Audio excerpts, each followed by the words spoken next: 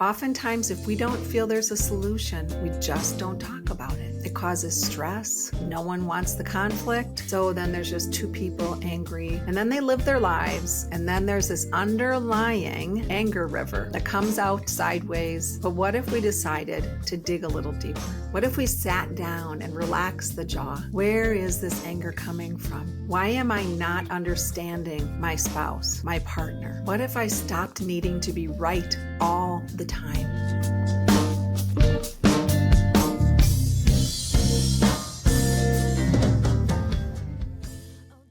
Hello, welcome back to Soul Speak. I'm Meg Michaelson. Thank you so much for joining me. We are in February now, and regardless of when you hear today's episode, it's always an important time to look at relationships. So today's podcast is more focused on how do we create a healthy partnership, a healthy relationship, instead of complaining about it. What are those steps that would help us move from a place of feeling lack to a place of feeling fullness? And thank you again for being here, and for anyone that is sharing with others. I so appreciate that. So what if we took a month? What if we decided to focus on something that would benefit us in our partnership for the next month? And if you're single, maybe it's developing a healthier partnership with yourself so you can bring in that partner that you want. We'll just keep getting partners that are okay until we really develop a healthier relationship with self, which of course takes time. And it's also not a one easy fix. It's how we evolve over time. So if we chose to take a month, maybe even a week, and mindfully create a healthier relationship, responding from a place of love, not lack. So what are some things we can focus on over this next month in your relationship, either with yourself or with a partner? How about focusing on time together? When you look at your calendar, how much time do you spend together? One of the clients I was recently working with, a younger couple in their 20s, and they're not spending time together. They're both really busy. She works multiple jobs and she wants things to change, but they're not putting the time in, or she's not putting the time in to the relationship. Every relationship needs time commitment. And whether that's dates in the house or out of the house, or dates where you're having romance, or dates where you're having conversation, hopefully all of those things. And even with yourself, of course, again, if you're single, creating time for you to connect healthfully within. When you want a healthy long-term relationship, having that time together really is a big deal. It requires us to find that balance between self and others. It really requires that time to find that me time, but also that we time. We have to feed the relationship cup, but it's so easy to get busy and put so much time into work. And oftentimes the last person that gets attention, healthy attention, is self, and then the couplehood. We want to feed that couple cup, right? When we are lonely and we are in the same house with somebody, something definitely needs to fix. Something needs to straighten out. So having that time, going on dates, creating a picnic in the living room, but scheduling that time. So looking at your calendars, how much time are you spending being with each other in healthy ways? And if you have kids, it's even more important, of course, to do things away from the kids. So you have that relationship, because in a healthy couplehood, in a healthy family, one of the strongest gifts you can give your children is a healthy relationship with your partner. That means that we need to make the time. Another way for us to create a stronger bond with each other, and I'm going to bring everything back to self, because these are also things we should be doing with ourselves. whether or not you're in a partnership, because the healthier you are within yourself, the healthier you are with others. When I created Well House 1900, 2.5 years ago, it was from the foundation of create a healthy relationship within so you can have a healthy relationship outside with others, with the world. So we got to start within. So creating healthy intimacy. What does intimacy even mean? And a lot of people go right to the physical. There are absolutely physical intimacies. That's touch, sexuality, sensuality. There is also emotional intimacy. And both of those involve some sort of trust. There are, of course, levels of intimacy. We might have one friend that we will share stuff with that we might not share with all of our friends. Or we have one that we share some things with, and then we have another we share some things with. And then we have our partner, that romantic partner. And hopefully, if you've been with each other long enough, you've developed a trust bond where you can share your fears, share your hopes, share your dreams. Because true intimacy means being able to share a whole range of thoughts, feelings, experiences. We have a lot as humans. Being intimate means being open and talking through our thoughts, talking through our emotions, being vulnerable, being able to say those things that are sometimes frightening to say, and showing that person how you feel.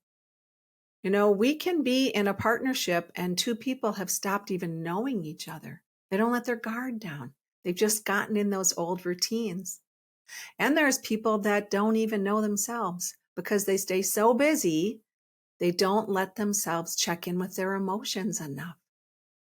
In order to develop a true intimate relationship, there's got to be that time, and there's also got to be trust. So trust is part of that intimacy. Trust is earned over time with a new person, or it takes time to rebuild when lost. When we are in a truly intimate relationship, we are seen, we are heard, we feel safe enough to share our hopes and dreams, and we are also able to share our pain, the pain that that person caused you, the pain that we cause ourselves or other people. I can trust you with knowing my pain because I know you won't use it against me when you're angry or being manipulative. Think about that. A true healthy partnership. We trust each other with knowing each other's pain, knowing each other's weaknesses, but we won't throw it at you later if you were able to talk to me about something that was really painful. If I throw it at you later, what happens to the intimacy? We lose all trust again. So when someone shares, we want to be very careful with that. Because every time we hold someone out, we create a larger chasm. And that means, again, we want to make sure we're not too busy. We want to make sure we're creating those safe spaces and with ourselves as well. So have a conversation with your partner. Ask from a place of gentle kindness, of course, because we can share our pain, we can share our hurts, we can share our frustrations. But if we do it from a place of yelling or anger, like anger where we're not hearing each other, that's not working. That's not working. It comes from a place of surrender. It comes from that place of being able to be soft, or at least opening the heart, opening the throat, not yelling, but being vulnerable, being kind, holding a hand, touching an arm. That's part of the trust. That's part of intimacy. Ask each other, do you feel safe telling me things? And have them ask you, do you feel safe telling me things? When we get angry, our bodies can get very rigid. Our heart gets shut. Our throat starts to close. We might be closing our ears. And then we might not even hear what the other person is saying because it's coming from that filter of all the years of ways we have been hurt or disrespected, the baggage that we have not yet resolved. However, when we share from a place of softness, it's easier for the other person to hear. And intimacy also includes asking for what we need and sharing how we feel, of course, but asking for what we need. We want someone like our partner to step in and help, yet we often just do it anyway. We clam up, stay resentful. No, that's fine. I'll do it anyway. And really, over time, that builds that new blueprint, which is one of resentment, rigidity, and then the distance between the partnership grows and grows. Some partners have built it to the point they can't go back. However, if there's still love and willingness and, of course, patience, we can go back to having a healthy, intimate relationship. Part of that is communicating with the people around you from that place of how you would want to be spoken to. If you don't want to be yelled at, then we have to be careful that we're not yelling our feelings. So we want to choose our words wisely. We want to choose the tone wisely. And that takes practice and patience, doing it to self too. Ask yourself, how well do you know your partner? Or are you just coming from that state of, yeah, they've always been this way, or they're not going to hear me anymore? Well, maybe they will. How well do you know that person? How often do you recognize what you love about that person? How often do you recognize what you love about yourself? The more we do that, the greater that intimate trust can grow. Another way to really help create, from that place of mindfulness, create a healthier relationship, choose to understand each other. At the core of each of us, we all want to be accepted, we all want to be loved, and we absolutely all want to be understood. That takes a commitment. Of course, from self, it also takes a commitment to really understand and know your partner. There's a couple that I worked with years ago, and she was developing a beautiful spiritual side, and he didn't want any part of it. And he was so afraid that he was losing her to it. But they didn't talk about it. They got mad once in a while, and he might say something mad, and she might say, well, you'll never get it. But what if they tried to understand? What if he said, explain that world to me? And she used to say, well, I tried and you wouldn't listen. You wouldn't read the books. You wouldn't come to any of the meetings. And he said, because that world doesn't interest me. Yet here they're growing farther and farther apart, and he thinks he's losing her. But neither one wanted to have those conversations because they just got in that rut. They did after time, and he started to acknowledge that world and try to even learn it. We want to come from a place of understanding each other. What if we decided to stand in our partner's shoes when we felt angry at them? What if we decided to, I think I'm just going to stand in compassion a moment. I want to hear what they're saying. Oftentimes, if we don't feel there's a solution, we just don't talk about it. It causes stress. No one wants the conflict. So then there's just two people angry, and then they live their lives. And then there's this underlying anger river that comes out sideways. But what if we decided to dig a little deeper? What if we sat down and relaxed the jaw? Where is this anger coming from? Why am I not understanding my spouse, my partner? What if I stopped needing to be right all the time? What if we stopped trying to fix our partner and instead went inward and said, okay, what do I want to learn here? I wonder why they're doing what they're doing. And what if we started to see them from that lens, from a place of beauty and awe? That's how we can stand in someone else's shoes and begin to understand where they're coming from.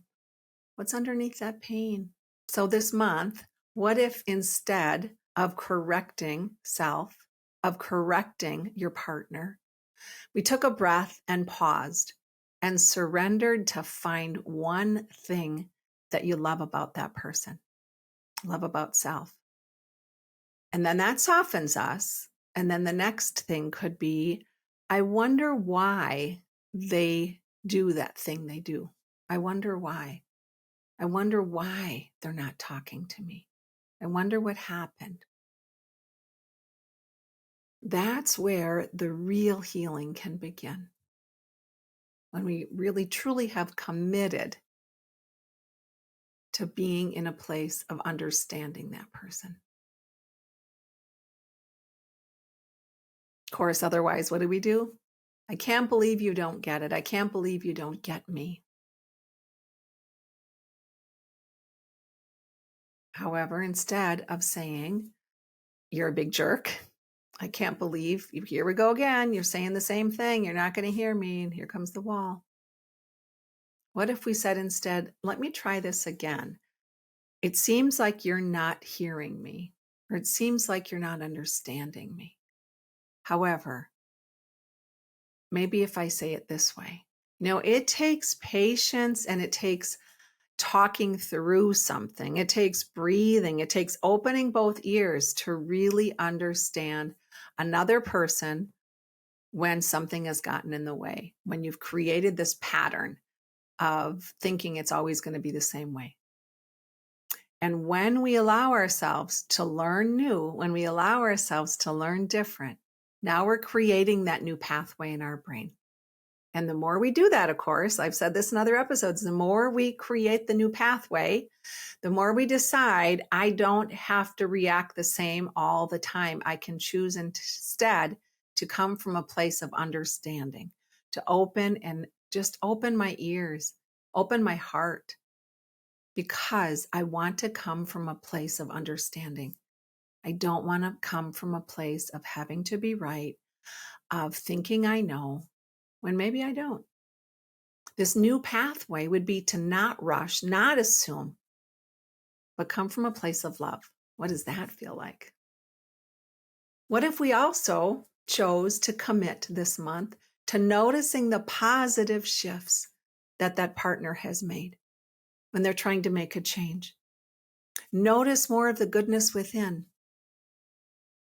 One of my clients really has been making beautiful changes in how she is taking responsibility for her life and her actions from years of being a pleaser. She gave a lot to her family of origin, more than someone else in the family might. And so when her brother needed something, her husband went right to, why'd you say yes? Why'd you say yes? Because underneath that, he was thinking, now she's going to complain all weekend. Now she's going to just be mad about it. However, she has come from a place now of, I said yes, and so that was a choice I made. No one made me. I didn't have to do that. I'm not going to complain about it because it was a choice I made. That's big work she's been doing. He wasn't ready to see that. He was thinking it was going to go the same way it has in the past. And now I'm just going to hear the complaining. And that's a beautiful opportunity for her to understand where he's coming from and not get mad that now he's angry, but say, I recognize this because in the past I would be complaining after I said yes.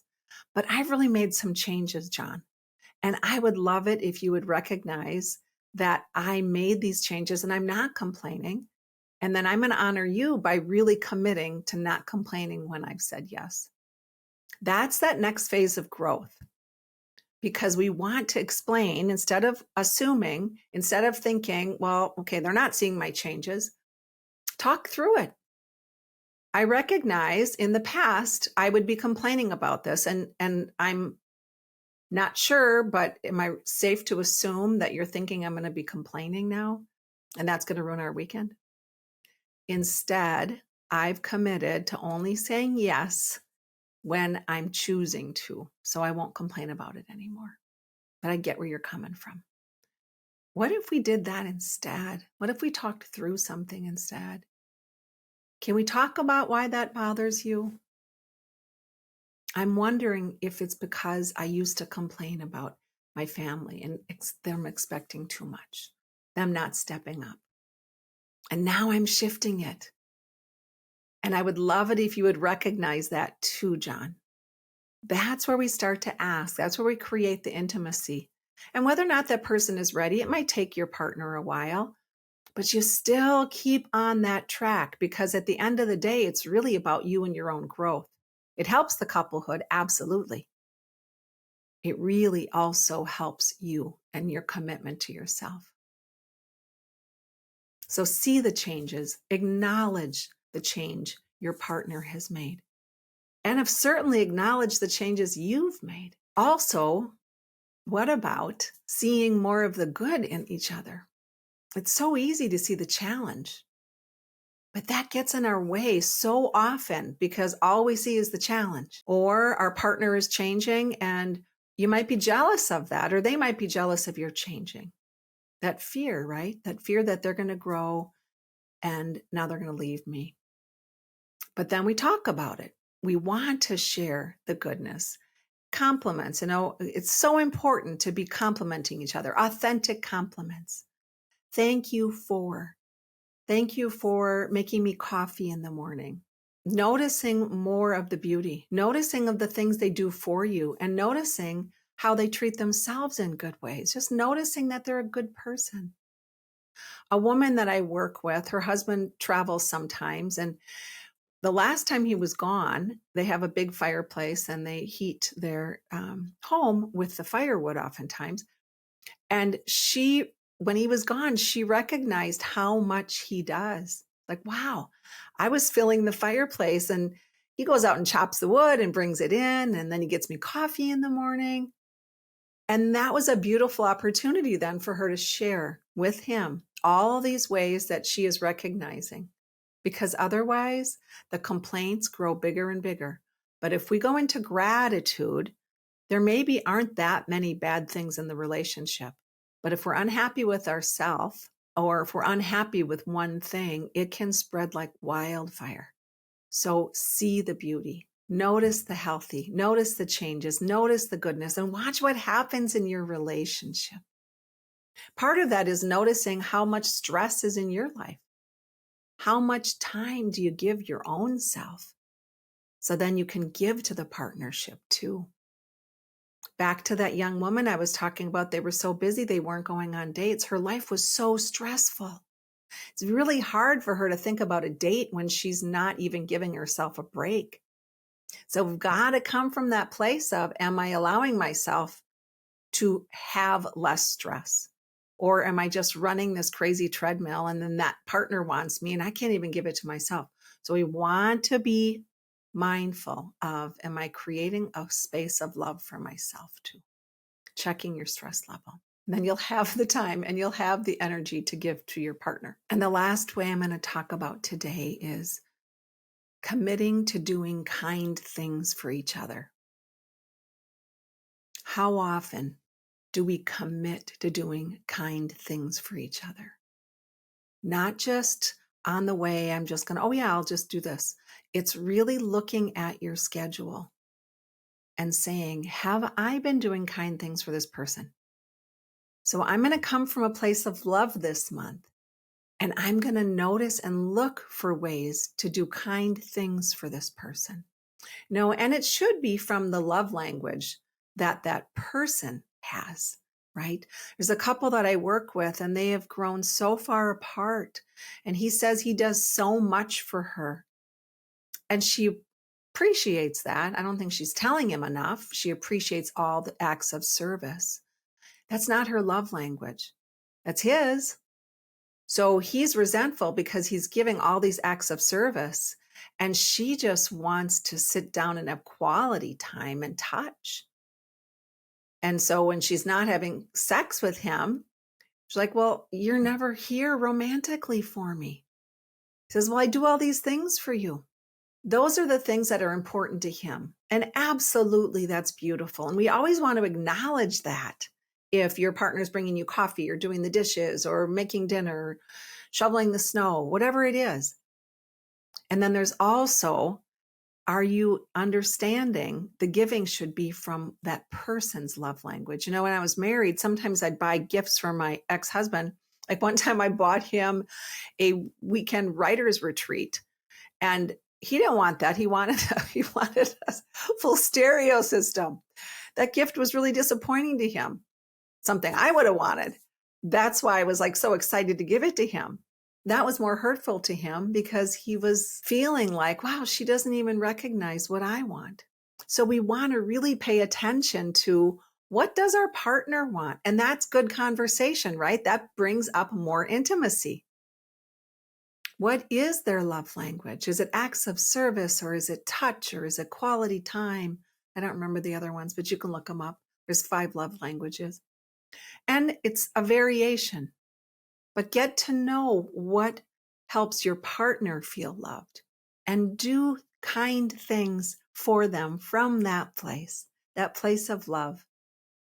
That creates a stronger bond. So this month, this week, find ways to commit to creating a healthier partnership with yourself and then with your romantic partner. Watch what happens at the end of the week or the month. And it's not going to go perfect. So you want to remind yourself it's going to be up and down and bumpy, but it can always be corrected. We want to recognize, I messed up. How do I want to fix this? Accept responsibility for our mess ups. Be kind and loving and move forward. I wish you all a beautiful week, and I so look forward to connecting with you again next week. Hey listeners, thanks again for joining me. If you want to learn more about me, services I offer, who I am, please check out my website, megmichaelson.com. Also there you can join my newsletter. I do the best job I can to send it out monthly, no guarantees. Follow me on Instagram and YouTube. Thanks again for coming. I'll see you next time.